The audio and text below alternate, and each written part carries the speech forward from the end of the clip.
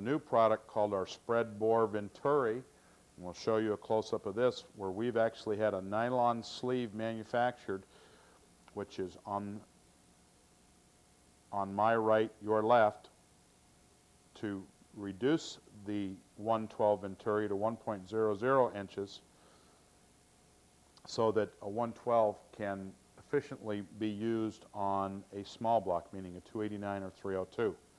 Without the Venturi sleeve, they typically will have a tendency to have hesitations, flat spots surging at low speeds. And with the Venturi sleeve, you end up with a real small primary, the big secondary, a total of, again, about 480 CFM, better fuel economy than the original, and absolutely the best performance on the planet. People ask us every day, why do you think that the Autolite 4100 is such a wonderful carburetor?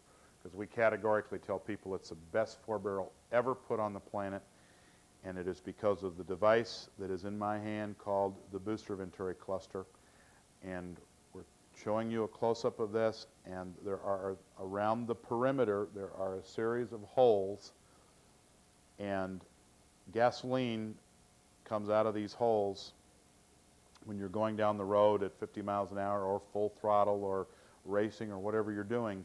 But what these holes do is atomize the fuel closer to vapor than any carburetor ever manufactured. And by atomizing the fuel more, it's vapor that burns. It's not liquid when you're talking about explosions, and really that's what an internal combustion engine is a series of explosions.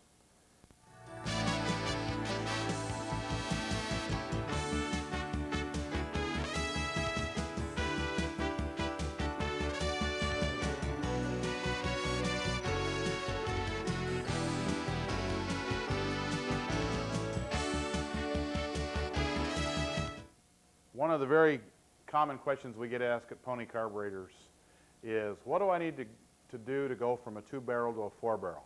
Well, let me start by telling you what won't work.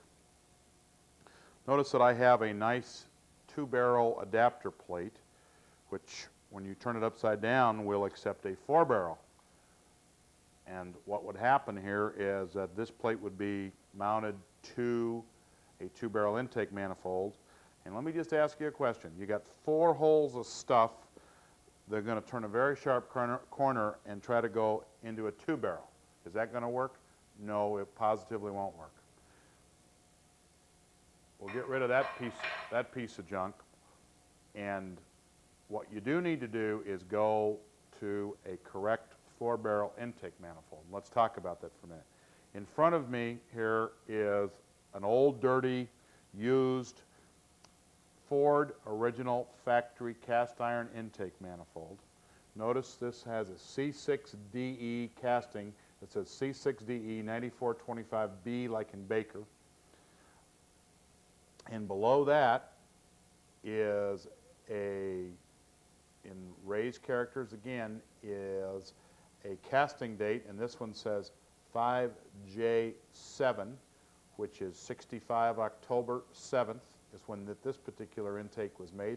It is for a 66 car.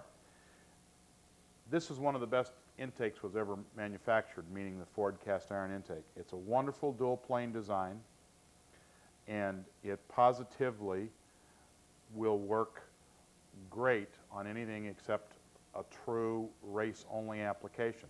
This is the same intake they used on the 289 Hypo.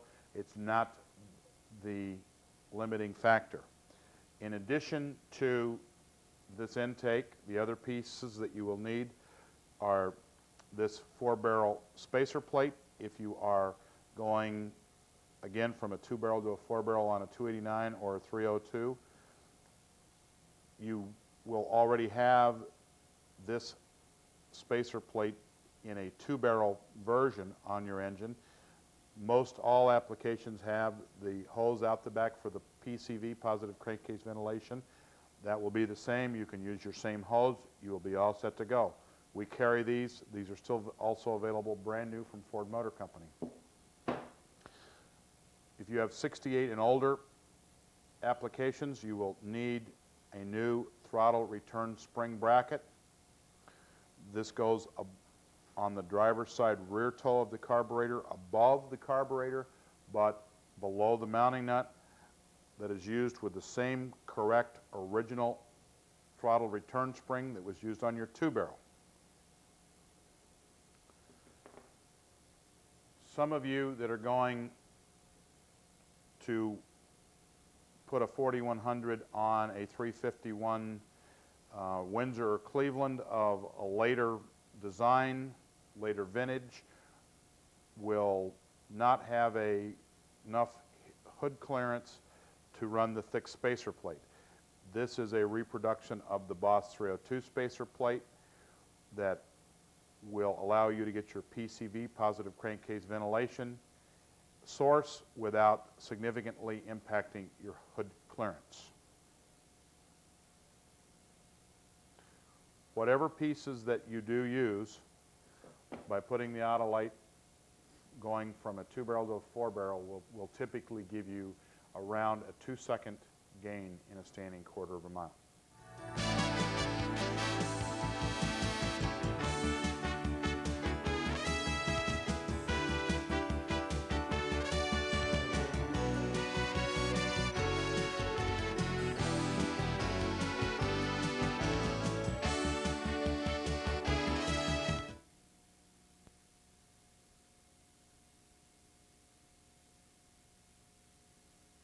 One of the common complaints that we get with drivability is a hesitation, flat spot, and a surge. Unilaterally, 99% of these are caused from late ignition timing where somebody did not follow our timing instructions. Very, very briefly, you need to rotate the distributor to where the engine idles the fastest, and I want to emphasize, if your distributor is installed in the right tooth, because it very well probably is not, the center line of your distributor vacuum advance unit will be pointed at 7 o'clock. Please refer to our timing instructions that were earlier in the video. The other check that you can do on the carburetor, and we will show you a close-up of this, is to operate the throttle or gas pedal, if you will, and if the carburetor is functioning properly, you will be able to see in this close-up 2 squirts of fuel coming out of the accelerator pump. Whenever you move the throttle, there will be 2 squirts of fuel out of the accelerator pump. One more time, 2 squirts of fuel. If you are getting 2 squirts of fuel out of the accelerator pump, the carburetor is not going to be causing a hesitation unless one of the idle circuits got plugged up and you're idling on 4 cylinders, which means that the carburetor got dirt in it or other foreign material.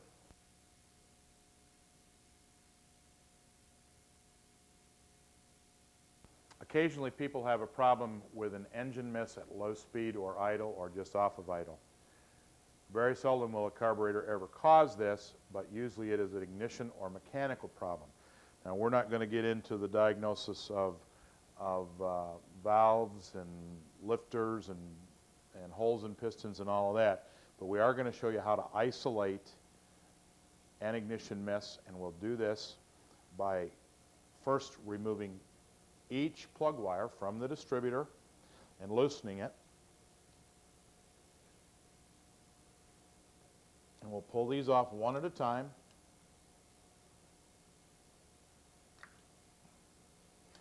We're placing each plug wire back in its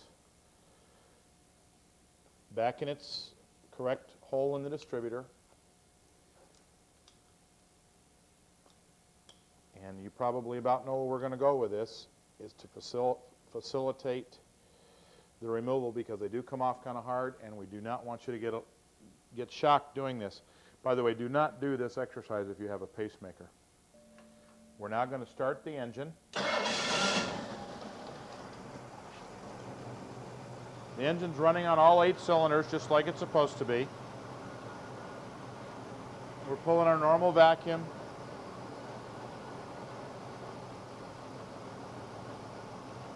And by removing one spark plug wire at a time, we're going to be able to isolate the problem. So I pull off a wire, doesn't make any difference which one. Notice that the engine RPM drops and the engine shakes some. That means that cylinder is firing. So we'll go right around the distributor cap. So you can even see that one firing a ½ an inch. Move it away. Engine slows down. Put it back. Go to the third one. Again, engine drops in RPM and the engine vacuum will drop. The bottom line here is that when you come to the cylinder that is causing the problem, there will not be a change. At that point, you need to determine whether you have spark, whether it's at the distributor cap through the wire, maybe you have a fouled plug, could have a burnt valve. The burnt valve you can check by doing a wet compression test. If there's no change in the compression pressure of doing a wet compression test, it means you have a burnt valve. If there is a big change with a wet compression test, means that you have worn or non-sealing rings. You could have a broken rocker arm. I mean, there's a lot of things that you could have. More often than not, they are ignition problems.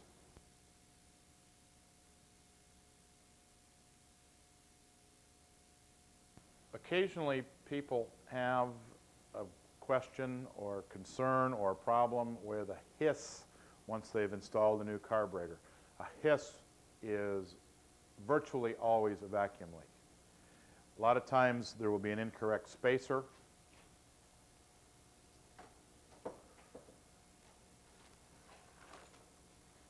A lot of times, if it's a 62 to 65 Thunderbird, the gasket between the intake manifold and the spacer plate was not correct and it must have a tail. A way to find and diagnose vacuum leaks is the following. I'm going to start the engine, which we'll reach over and start it. I have in front of me a can of spray carburetor cleaner, and you notice we have a straw to kind of direct the flow. Notice when I spray carburetor cleaner into the throat of the carburetor, the RPM drastically changes. If you have a vacuum leak, what you want to do is spray carburetor cleaner around the base of both the spacer plate and the carburetor. And if you have a leak, you're going to find a change in engine RPM. Notice as we spray it around the base of the carburetor running here that we don't get a change, which means that we do not have a leak. When you find the area that you get an RPM change, guess what? You found the vacuum leak. A lot of times it'll make the engine run much faster. Other times it will make the engine run slower. But you are looking, again, for a change in the way the engine runs. Other sources of vacuum leaks can be a wrong or leaking PCV, positive crankcase ventilation valve. Notice when I plug this that we get a slight drop in RPM. Normally around 200 is normal. If you have a really large vacuum leak, and you'll be able to hear this, I'm going to just remove this line in its entirety. The engine probably will die.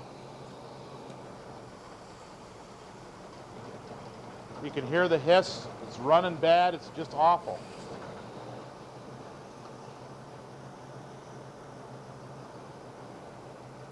Plug it back in, engine runs normally again.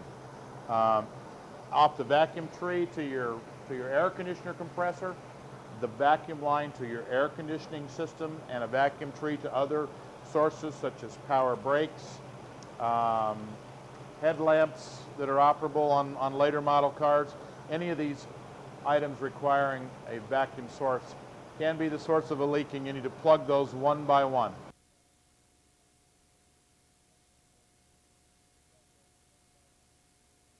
Occasionally, our clients will complain or have a concern with the engine staying on fast idle. In other words, not returning back to curb idle speed.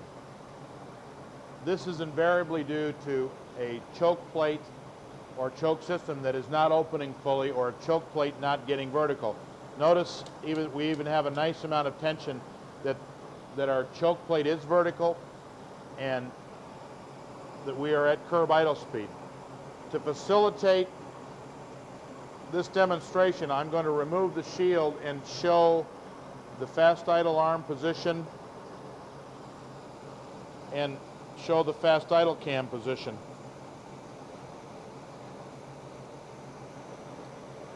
Unless the choke plate is in the vertical position, you absolutely cannot come off of fast idle.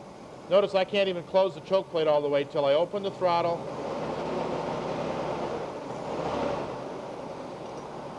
Where my screwdriver is pointing is the fast idle cam. It's the front of it. There's a screw that touches the rear of the fast idle cam. And if the choke plate's closed, you see how the fast idle cam moves in conjunction with the choke plate.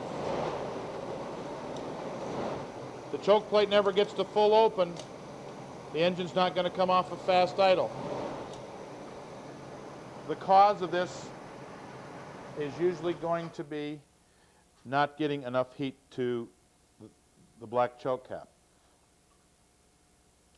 If the choke cap is not very warm to the touch and the brass nut which attaches the choke tube to the choke housing is not so hot that you can fry eggs on it, I mean really burns your fingers, then you're not getting enough circulation through the heat riser tube or heat riser tube set.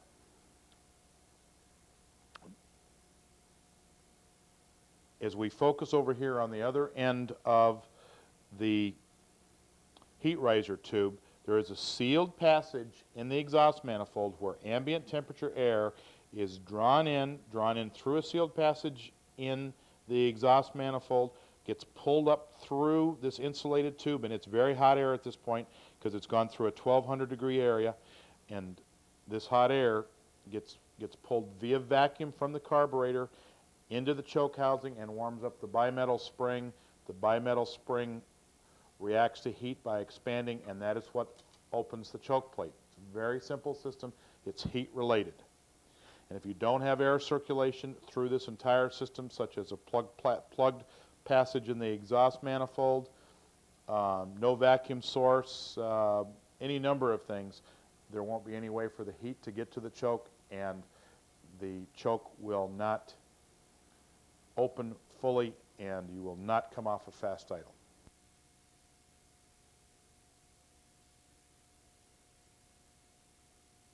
Sometimes folks are concerned because the throttle won't return back to curb idle speed.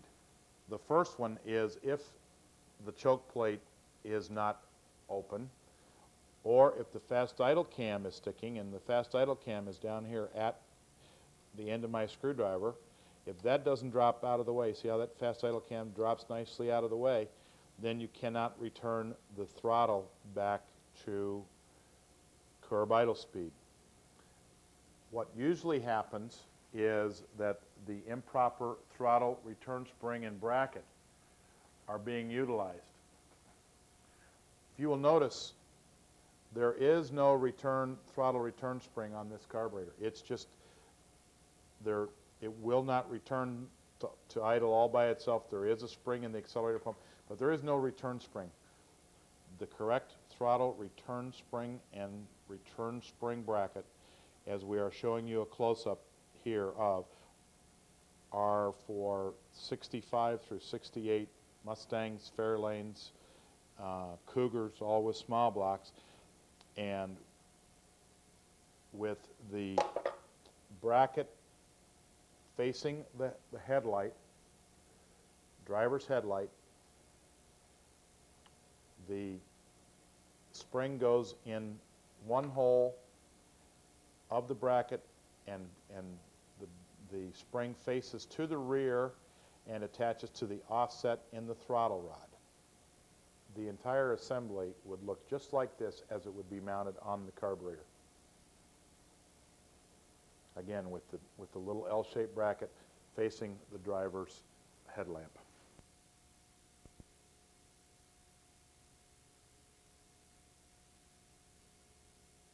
One of the calls that we get on occasion is that folks have just received their carburetor, just put it on, and they try to open up the secondaries in their driveway. Unless you would like to rev your engine to 8,000 RPMs, and you'll only do that about one time typically, you can't get the secondaries to open. There are no direct linkages between your gas pedal and the secondaries. The Autolite 4100, as well as most Holleys and as well as many other carburetors, are vacuum secondary carburetors. This little tiny brass tube that's in the lid, or air horn if you will, of the 4100 is the pickup source for Venturi vacuum. And if we can follow you over here to the carburetor, this little pickup tube that we showed you a close-up of is in the driver's side front primary booster Venturi cluster, and that is the pickup that provides vacuum to open the secondaries on this carburetor. You cannot do it on the driveway. You must have the car under a real load to get the secondaries to open. Should you have a question whether they are opening, on the passenger side rear of the carburetor there is a rod with a little clip. I will point to this rod and clip. It's a little bit behind the choke housing here, but by removing the clip and rod, take the car out and drive it. If you don't see any difference at all in performance, then you are actually just working on two barrels, but you should feel a big difference when these secondaries kick in. They will absolutely just propel the car forward.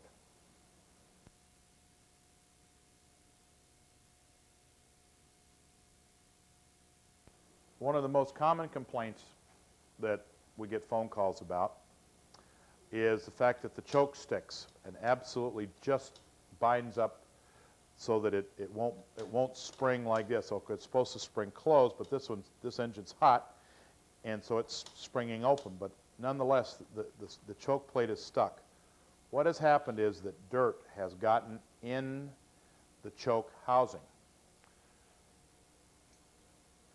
Inside the choke housing, and we have an exploded view of this, is a little miniature engine piston. And you can see the brass piston move back and forth, and just think of how poorly your engine would run if you poured sand down the cylinder walls. Well, if you get sand in this cylinder wall and in this piston, it's going to bind right up. So what you have to do to repair this problem is remove the shield, which we've already had removed here for demonstration purposes. Remove the 3 screws that hold the black choke cap retainer on. Remove the black choke cap, which is going to reveal this little piston and arm assembly. Blow this out with compressed air and carburetor cleaner. Sometimes you even have to remove the screw that I'm pointing to here in the choke housing and move and pull the piston totally out and with this arm, and it will come right out. And then clean with emery paper the piston, and again blow out with compressed air and carburetor cleaner, put it back, and it'll work until dirt gets in it again.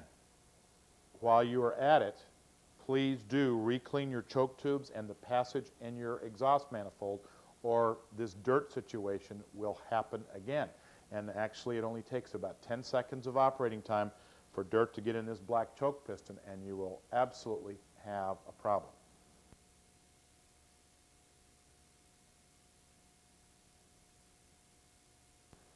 One of the calls and concerns that we get that is really very, very disconcerting is when people have just installed a brand new Pony carburetor and they get a condition that we call Old Faithful. This carburetor has been specifically prepared to show you this.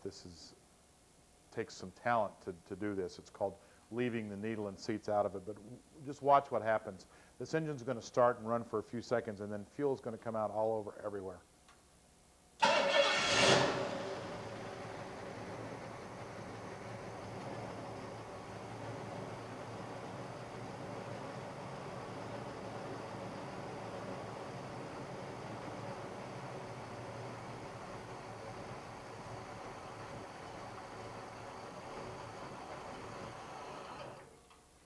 There we go. She's full. Anyway, this condition we call Old Faithful, and whether it's coming out of the primary side, which is the front half of the carburetor, or the secondary side, or both, what has happened is that some foreign material has gotten in the needle and seats of the carburetor. We replace every hollow brass float with a nitrofill one, unless the carburetor 66 and newer, some of them had nitrofill floats, and we just feel awful when this happens.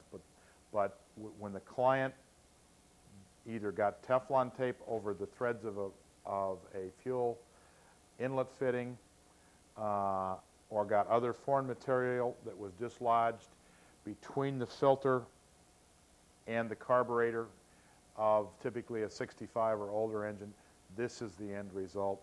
And what needs to happen is that the 8 screws need to come out, the lid and the air cleaner bolt. The lid will lift off, exposing the primary and secondary floats. Pop the floats out, clean off the needle and seats with spray carburetor cleaner through a straw, and blow out specifically the needle and the seat. Put them back. By the way, while you are doing the cleaning of the needle and seats, it's best to remove the fuel fitting or filter, whichever, so you can kind of back flush that. Blow all of that out with spray carburetor cleaner. Put the carburetor back together without changing the float levels, and you will have solved your problem, and it will run wonderfully until dirt gets in it again. If you want to be real careful, flush your fuel